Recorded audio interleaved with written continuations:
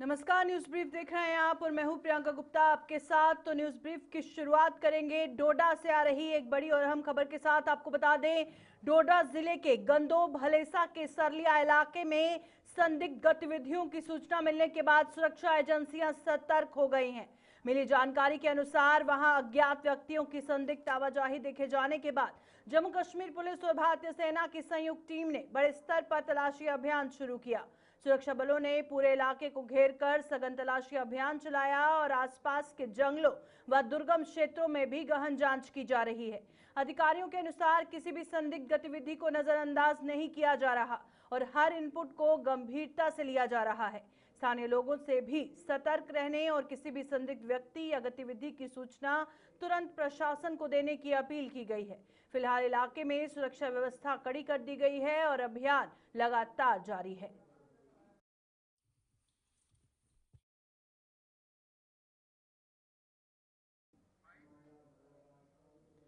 Jammu Kashmir police ने national conference के अध्यक्ष डॉक्टर फारूक अब्दुल्ला पर हमले की कोशिश के मामले में आम लोगों से सहयोग मांगा है। ये घटना 11 मार्च को जम्मू के ग्रेटर कैलाश इलाके में एक शादी समारोह के दौरान हुई थी, जहां फायरिंग की सूचना मिली थी। मामले की गंभीरता को देखते हुए पुलिस ने एक विशेष जांच दल एसआईटी का गठन किया है और रेंज मुख्यालय जम्मू सांबा कठुआ के डीआईजी शिव कुमार शर्मा ने समारोह में मौजूद लोगों से अपील की है कि यदि उनके पास घटना से जुड़ी कोई वीडियो, फोटो या अन्य जानकारी है तो वे जांच एजेंसी के साथ साझा करें। पुलिस का कहना है कि जनसहयोग से साक्ष्य जुटाने में मदद मिलेगी और जांच पारदर्शी तरीके से पूरी की जा सकेगी। इस संबंध में थाना गंग्याल में एफआईआर दर्ज कर ली गई है।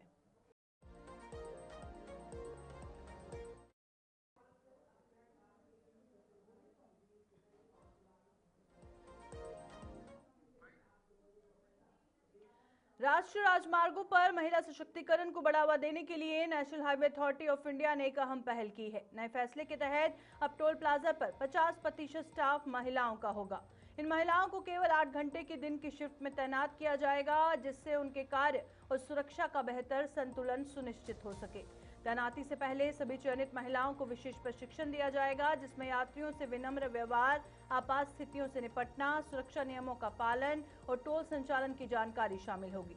National highway authority of India के अनुसार देश भर के 1140 टोल प्लाजा पर करीब 5100 महिलाओं को नियुक्त करने की योजना है। इस फैसले से रोजगार के नए अवसर पैदा होंगे और टोल प्लाजा पर बेहतर माहौल भी बनेगा।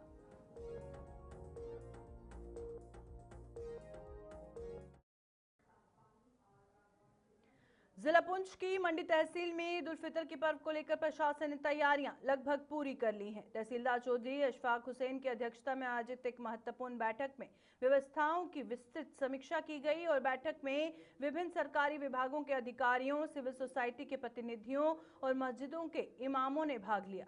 इस दौरान बिजली, पेयजल, साफ सफाई और ट्रैफिक प्रबंधन जैसी मूलभूत सुविधाओं पर विशेष जोर दिया गया।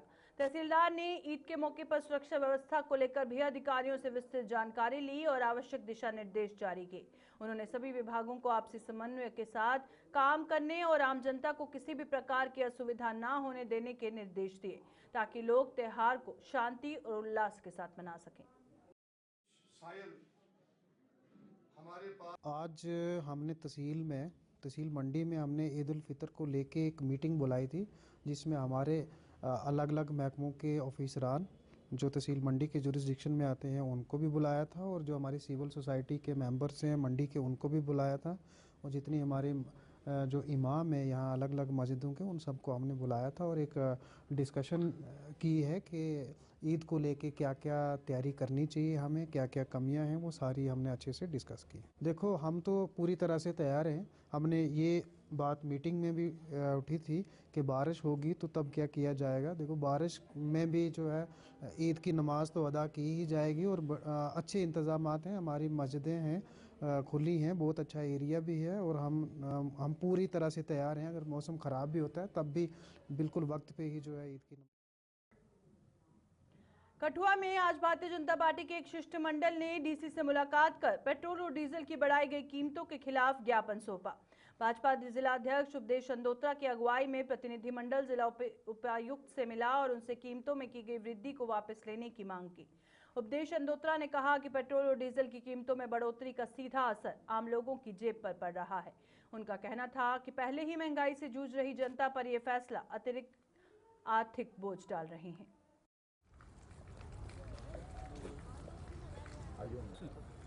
जम्मू कश्मीर की जो सरकार है, तो ये आपने देखा कि 18% फ्यूल पे जो टैक्स की बात हो रही है, उसी संदर्भ में हमने मेमोरेंडम दिया है। तो जैसा कि हमारी प्रधान जी ने कहा है कि ये ट्रांसपोर्ट पे सबसे ज़्यादा असर पड़ेगा। जब ट्रांसपोर्ट पे असर पड़ेगा तो हम सब लोगों पे, आम जनता पे असर पड़ेगा। जब आम जनता पे असर पड़ता है तो वो सरकार नलाई कहलाती है। तो हम यहाँ से उनको सलाह, चेतावनी समझ लो, कुछ हम कहते हैं कि सोच समझ के ये काम करें। ये टैक्स लगा के ये अब फ्यूल पे आगे पूरी दुनिया आपने देखा त्राहिमाम हो रहा है, लेकिन हमारा देश एक स्टेबल है, बिल्कुल शांति यहाँ, और कोई फ्यूल के रेट नहीं ज़्यादा हुए। धन्यवाद भारत सरकार का। आज मैं देख रहा हूँ कि ये परिवृत्त हितों की बात तो छोड़िए, ये उनकी जेब काटने पर तुली हुई है। एक तरफ जैसे कहते हैं कि मौका परस्ती कहूँगा, एक तरफ पूरी दुनिया में क्राइसिस है। मैं धन्यवाद करूँगा प्रधानमंत्री जी का कि आज की डेट में भी फ्यूल के रेट नहीं बढ़ाए हैं, पूरी दुनिया में बढ़ गए हैं 15 से 20%। लेकिन हमारी सरकार ने जो झूठे वादे किए थे उनको पूरा करने के बजाय, कभी ये कहते थे कि 12 सिलेंडर देंगे, कभी ये कहते थे 3000 पेंशन देंगे, कभी ये कहते थे कि हम जो हर फैसिलिटी जो है वो देंगे लोगों को। आज वो 200 यूनिट फ्री बत्ती वो भी नहीं मिल रही। उल्टा जो है लोगों की जेब काटने की तैयारी की जा रही है। भाजपा कड़े तरीके से इसका विरोध करेगी। और आज तो हम सिर्फ मेमोरेंडम दे रहे हैं, उसके बाद हम सड़कों पर भी आएंगे। ये जो कांग्रेस और इसकी एनसी की मिलीजुली सरकार है, क्योंकि हम जानते हैं कि कांग्रेस का उसका समर्थन है, कांग्रेस अगर नहीं है समर्थन तो विरोध करें उसका। तो इसलिए मेरा कहने का तात्पर्य यह है कि ये जो कि चोरी और सीना चोरी वाला काम किया जा रहा है, और मुझे शर्म आ रही है कहते हुए चीज़ कि हमारे ही जम्मू के हितों की बात करने वाले सतीश शर्मा और अन्य लोग जो हैं वो आज मुंह में दही जमा कर बैठे हैं, उल्टा समर्थन कर रहे हैं। इसलिए हम कड़े शब्दों में इसका विरोध करते हैं, और यहाँ नहीं करेंगे, हर जगह करेंगे, क्योंकि इस पे फ्यूल के माध्यम। पुंछ में आज आपदा प्रबंधन को लेकर एक महत्वपूर्ण ट्रेनिंग प्रोग्राम आयोजित किया गया, जिसका उद्देश्य लोगों को प्राकृतिक आपदाओं और आपातकालीन स्थितियों से निपटने के लिए जागरूक करना था। ये कार्यक्रम district disaster management authority Poonch द्वारा यूथ सर्विसेज एंड स्पोर्ट्स विभाग के सहयोग से आयोजित किया गया। इसमें विभिन्न क्षेत्रों से आए प्रतिभागियों को भूकंप, बाढ़ और अन्य आपदाओं के दौरान उठाए जाने वाले जरूरी कदमों की जानकारी दी गई। विशेषज्ञों ने प्रैक्टिकल डेमोन्स्ट्रेशन के माध्यम से बचाव और राहत कार्यों के प्रभावी तरीके समझाए, और इस दौरान assistant commissioner revenue Mohammad Syed मुख्य अतिथि के रूप में उपस्थित रहे। उन्होंने कहा कि इस तरह के कार्यक्रम लोगों में जागरूकता बढ़ाने और जानमाल के नुकसान को कम करने में अहम भूमिका निभाते हैं।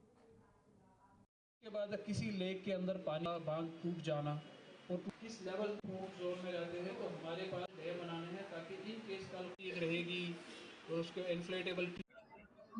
पुंछ में डिस्ट्रिक्ट डिजास्टर मैनेजमेंट अथॉरिटी की तरफ से एक अवेयरनेस कैंप लगाया गया था। तो basic purpose of the camp is के लोगों को जागरूक किया जाए और लोगों को इस तरीके से कैपेबल बनाया जाए कि किसी भी प्रकार की डिजास्टर को के लिए जो है ये प्रिपेयर्ड हों।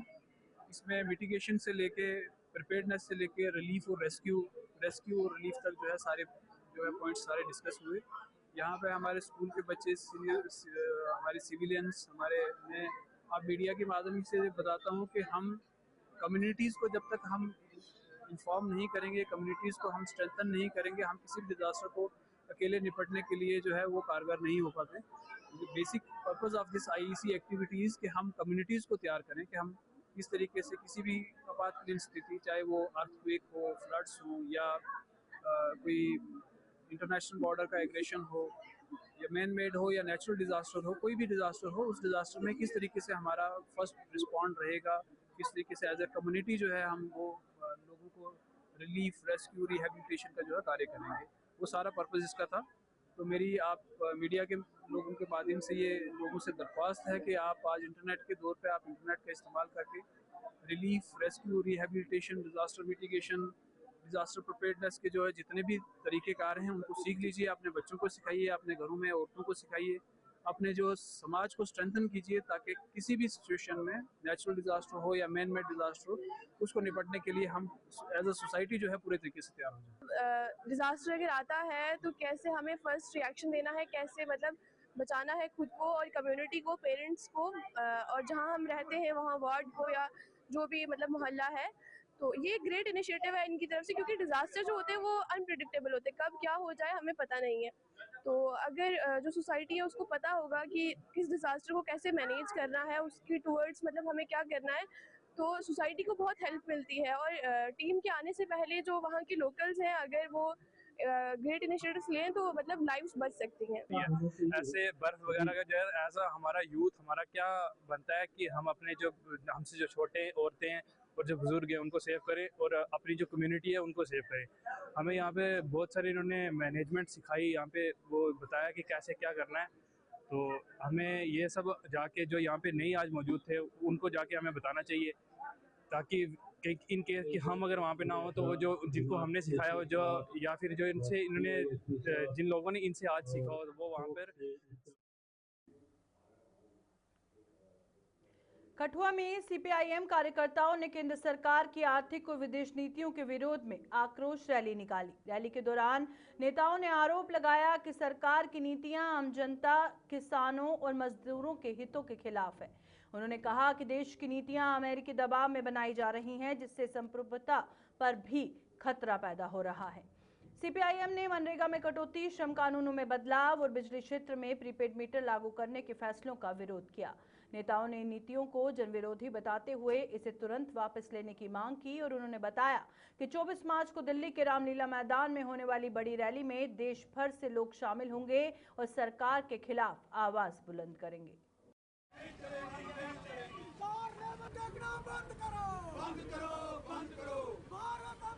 इन्होंने 29 लेबर लॉज को खत्म करके 4 लेबर कोड बना दिए हैं, जिनमें मजदूरों के हक को छीना गया है। हम कहते हैं कि मजदूरों का हक जो है उसको बहाल किया जाए। मजदूरों को 12 घंटे काम करना पड़ता है, जबकि 8 घंटे करना पड़ता था। 1886 में मजदूरों ने एक मूवमेंट चलाई थी। परेशानी है मजदूरों को और सरकार बिल्कुल नजरअंदाज कर रही है। सरकार की तरफ से कोई मतलब फैसिलिटी जो है मजदूरों को ये कहना चाहते हैं कि मजदूर ये विरोधी जो लेबर कोड हैं, 4 लेबर कोड हैं, इनको वापस लिए जाए। बहुत बड़े कारपोरेट हाउसेज हैं, उनके हक में जो बनाने की कोशिश की जा रही है और किसान और मजदूर को बड़े सरमाएदारों का गुलाम बनाने की जो साजिश है, इसके खिलाफ पूरे देश के अंदर ये जत्थे मार्च जो हम निकाले जा रहे हैं। और 24 तारीख को दिल्ली रामलीला ग्राउंड के अंदर एक विशाल रैली करके सरकार के ऊपर इन मांगों को उठाया जाएगा कि 4 लेबर कोड वापस लिए जाएं, जो किसानों को C2 प्लस 50% जो उनको वो MSP जो है उसकी कानूनी गारंटी दी जाए। श्रम कानून जो है वो बहाल किए जाएं। आज फैक्ट्रियों के अंदर अगर कोई कैजुअलिटी होती है तो मालिक जो है वो उनको अपने रहमो करम पे छोड़ देते हैं। जो कानून थे उनको बहाल किया जाए।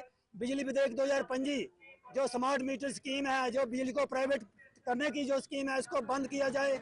इसके साथ ही सरकार ने बड़ी कंपनियों को हक दिया है बीज बनाने का, कंपनियों का सीड बिल ला रही है उसके विरोध में। और जो हाल ही में सरकार ने अपनी देश की सॉवरेनिटी को अमेरिका के आगे जो गरीबी रखा है, जो गरीबी अमेरिका के आगे घुटने टेक दिए हैं, उस व्यापार समझौते को, इंडिया व्यापार समझौता फ्री डील जो है, उसके विरोध में जो किसान विरोधी है, जन विरोधी है, इन चीजों के खिलाफ।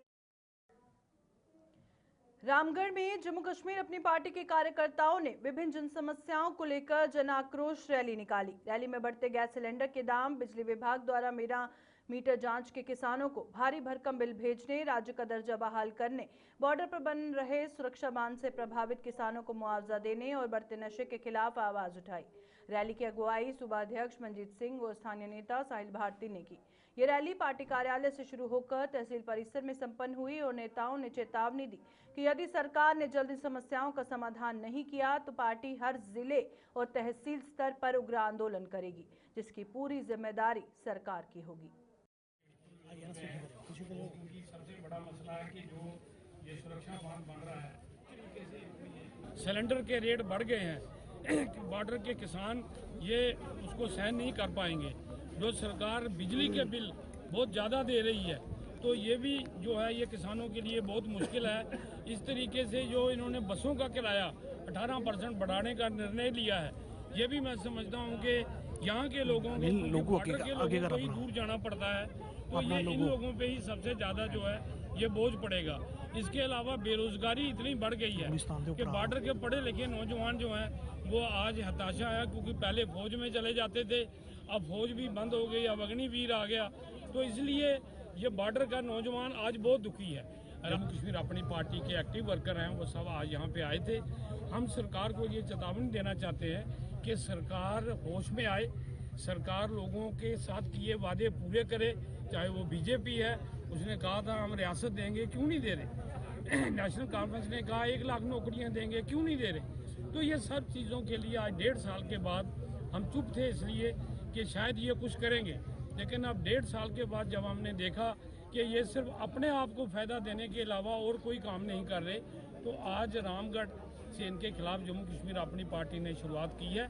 आने वाले दिनों में बाकी जगहों पे भी इस किस्म के रोज प्रदर्शन। इस चुनी हुई एनसी कांग्रेस की सरकार को, जिन्होंने ये भी कहा था कि हम 200 यूनिट बिजली देंगे, हम 1 लाख नौकरियां देंगे, हम राशन बढ़ाएंगे, हम 12 सिलेंडर देंगे, कहाँ है भाई वो वादे? आज आपको कौन रोक रहा है? और एक चीज आज मैं आपके माध्यम से जरूर कहना चाहूंगा कि अगर आज यहाँ हमारा स्टेट सब्जेक्ट नहीं है, आज अगर हमारा डोमिसाइल लॉ है, मैं अपने सारे साथियों को इस तरफ ध्यान लाने के लिए कहूंगा कि भाई 15 साल का डोमिसाइल है, उसमें से 6-7 साल तो हो भी गए, तो आने वाले 7 सालों के बाद हो सकता है हमारा सरपंच, हमारा पंच, हमारा विधायक भी बाहर का बंदा आके यहाँ पर बन जाए। तो इस चुनी हुई सरकार को कम से कम आज की डेट में हमारा डोमिसाइल लॉ 15 साल से 50 साल का करना चाहिए, ताकि हमारे लोगों को उनके हकों से वंचित ना किया जाए। और ऐसे बहुत सारे मसले हैं जिनको लेकर आज लोग यहाँ लामबंद हुए थे। लोगों ने अपना रोष जो है वो सरकार के खिलाफ दिखाया, यहाँ पर जम्मू के रखवाले जो 29 बीजेपी के विधायक हैं उनके खिलाफ दिखाया, और केंद्र में बैठी हुई सरकार के खिलाफ भी दिखाया। और मैं उग्र प्रदर्शन करेंगे जिसकी जवाबदेही फिर एलजी एडमिनिस्ट्रेशन देगी। युवा राजपूत सभा ने यूनिफॉर्म सिविल कोड कानून को काला कानून करार देते हुए इसका कड़ा विरोध किया है। जम्मू में एक प्रेस कॉन्फ्रेंस में सभा के अध्यक्ष मनदीप सिंह ने कहा कि ये कानून समाज के विभिन्न वर्गों की भावनाओं के खिलाफ है और इसे जल्द से जल्द वापस लिया जाना चाहिए। उन्होंने आरोप लगाया कि सरकार ने बिना व्यापक चर्चा और सहमति के इस कानून को लागू किया है, जिससे लोगों में असंतोष बढ़ रहा है। मनदीप सिंह ने चेतावनी दी कि यदि सरकार ने उनकी मांगों को नजरअंदाज किया तो पूरे केंद्र शासित प्रदेश में बड़े स्तर पर विरोध प्रदर्शन किए जाएंगे। सभा ने सभी समुदायों से एकजुट होकर इस कानून के खिलाफ आवाज उठाने की अपील की है। यूची सीधा मुद्दा है जड़ा काला कानून सारे जनरल कैटेगरी के ऊपर जड़ा है थोपया जा रहा है और अस उसे कंडेम कर रहे हैं। ऐसे एक्ट बनाने की जरूरत क्या पई? ऐसे एक्ट बनाइए पूरे भारत वर्ष की 2 टुकड़े में बनने की कोशिश क्यों की जा रही है? मैं थोड़े माध्यम का आखना चाहना कि अस कदे भी इस चीज की बर्दाश्त नहीं करके चेतावनी देना चाहना कि ये जड़ा कानून तुसे काला कानून साढ़े ऊपर थोपया है, इसी जल्द को जल्द वापस किया जाए, नहीं तो इहदा जड़ा परिणाम है वो तुसे की बड़ी जल्दी जड़ा है जम्मू सड़कें पर जड़ा दिखने मिले। अगर ये कानून सरकार या सुप्रीम कोर्ट इहदे पर कोई फैसला जड़ा साढ़े खिलाफ दिंदा है तो मैं तो चेतावनी दिंदा है सरकार की कि अस पूरे जम्मू कश्मीर में जड़ा है चक्का जाम करके पूरा भारत वर्ष बंद करके और जे उहदे वास्ते सानू सड़कां लाल करने पईयां अस तां भी जड़ा सुप्रीम कोर्ट दे अगे जड़ा अस रिक्वेस्ट करना चाहते हैं थ्रू इंटेलिजेंसी कि जड़ा ये फैसला है इस फैसले की सरकार बड़े सहन शक्ति करना जड़ा है दिखा है और ये फैसला जड़ा है साढ़े हित में होना चाहिए ताकि साड़ा देश जड़ा है।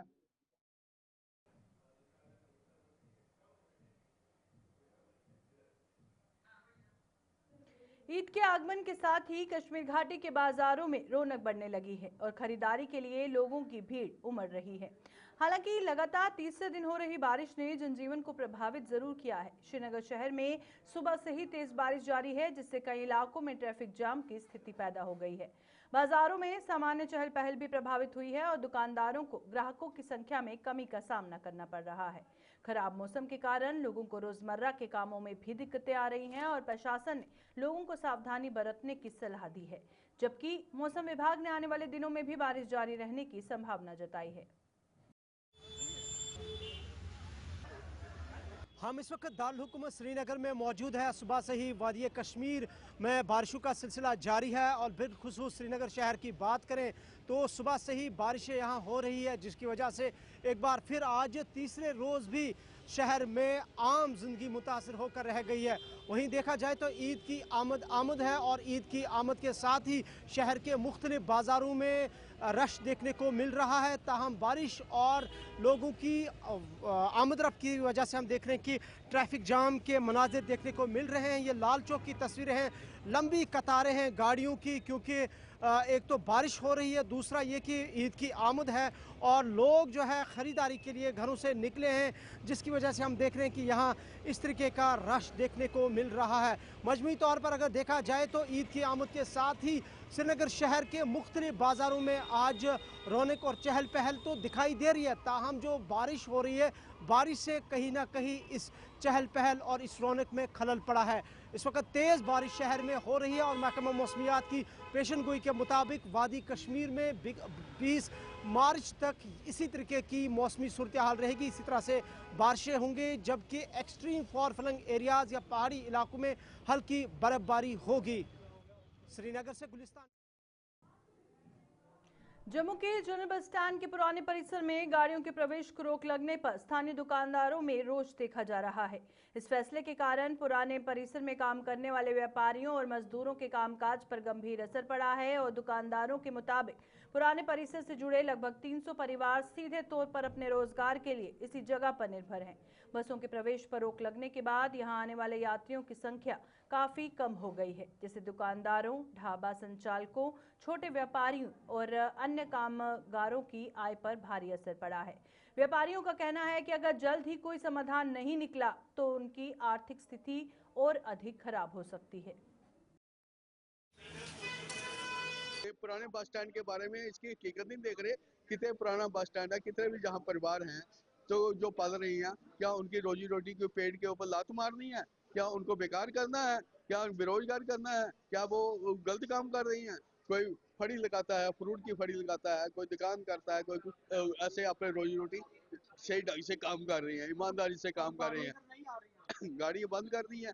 तो मैं चाहता हूँ जल्दी से जल्दी ये ऐसा डिपार्टमेंट को सोचना चाहिए, एक बंदे की खातिर आप ऐसा काम कर रहे हो, ऐसा नहीं होना चाहिए। ठीक है, नया बस स्टैंड बना है, नया बस स्टैंड चलाने के लिए वहाँ पे वो देखो, कोई भी दुकानदारी जो होती है किसी प्रकार की, हम दुकानदार मार्केट में भी खोलते हैं ना, उसको 5-7 साल लगते हैं चलने के लिए। वो भी ऐसा ही है, उसको भी थोड़ा फिर आस्ता चलेगा। तो वो ऐसे काले पड़े हुए डिपार्टमेंट भी कि गरीब परिवारों को उनको मार रही हो, जहाँ से निकाल रही हो। ऐसा नहीं करना चाहिए। कम से कम अब सीजन है, थोड़ा सा मार्च अप्रैल तक इनका काम चलेगा, उसके बाद बेकार बैठना है। काम धंधा तो है ही नहीं, फिर चलना है, क्योंकि गर्मी में जहाँ पे ना टूरिस्ट आता है, ना कश्मीरी आता है, ना पहाड़ी आता है। तो ये ताराचक में स्थानीय लोगों ने जम्मू कश्मीर पुलिस का दिल से धन्यवाद किया है। ग्रामीणों का कहना है कि पिछले कई वर्षों से इलाके में नशा तस्करी, विशेषकर चिट्टे का कारोबार बड़े स्तर पर फैल गया था, जिससे आम जनजीवन बुरी तरह से प्रभावित हो रहा था। हालात इतने गंभीर थे कि महिलाएं, बुजुर्ग और बच्चे रात के समय घर से बाहर निकलने से डरते थे। लेकिन हाल ही में पुलिस द्वारा की गई सख्त कार्रवाई के बाद नशा तस्करों पर शिकंजा कस गया है, जिससे क्षेत्र में राहत का माहौल बना है। ग्रामीणों ने अन्य और बिश्ना थाने की सराहना करते हुए कहा कि इस तरह की कार्रवाई आगे भी जारी रहनी चाहिए, ताकि युवाओं को नशे की गिरफ्त से बचाया जा सके। हम गांव ताराचक में रहते हैं, तो जहाँ पे हमारे चिट्टे का बहुत ज्यादा नशा चल रहा था, तो जो हमारे नया SHO साहब हैं, दिलावर सर, और उसके साथ जो जसपाल सर हैं, तो सर उन्होंने बहुत अच्छा काम किया। जहाँ पे नाके लगा के दिन रात एक करके, तो उन्होंने चिट्टे के खिलाफ मतलब चिट्टा बंद किया हुआ। हमारा घर से निकलना बाहर बंद हो गया था, तो हम जब से SO साहब हमारी कार्रवाई कर रहे हैं, तो हम घर से बाहर आराम से सैर करने भी आते हैं। तो अभी भी मतलब कि जो चिट्टा है वो थोड़ा कम हो गया, पर अभी भी 1-2 आदमी है जो बेच रहे हैं चिट्टा। तो इसलिए हम बोले हमारे जो SHO साहब अरनिया वाले हैं, दिलावर सिंह, बहुत अच्छे इंसान हैं, तो हम उसका शुक्रिया अदा करते हैं। दिलावर साहब दा असी बहुत सारे ही शुकराना करते हैं कि जिन्हां ने दिन रात मेहनत करके ये चिट्टे दा जिहड़ा नकेल कस्या, नकेल नहीं बल्कि इन्हां लोकां नूं फड़िया, इन्हां लोकां नूं अरेस्ट किया और लोकां दे जिहड़े ने इन्हां ने हौसले बढ़ाए।